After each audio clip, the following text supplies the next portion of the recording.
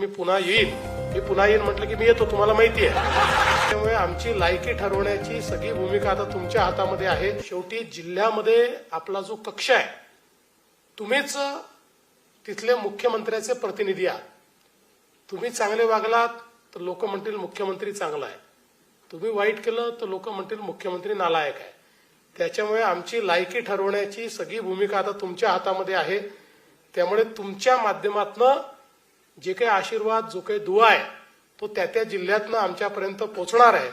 तो चांगल्या प्रमाणे पोहोचवायचा प्रयत्न करा. तुमच्याही जीवनामध्ये या आशीर्वादाचा फायदा तुम्हाला होईल.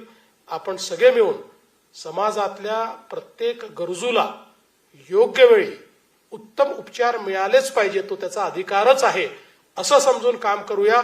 काही अडचणी आल्या तर आपले सगळे पदाधिकारी या ठिकाणी आहेत. मी आपल्या सर्वांना अतिशय मनापासून शुभेच्छा देतो आणि चांगलं काम आपण सगळे मिळून करू.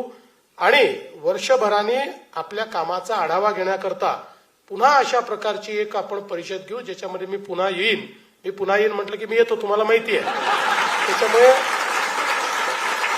त्याच्यामध्ये मी पुन्हा येईल आणि आपल्यापैकी ज्यांनी चांगलं काम केलेलं आहे त्यांचं स्वागत सत्कार देखील त्या ठिकाणी करेल. एवढंच या निमित्ताने सांगतो.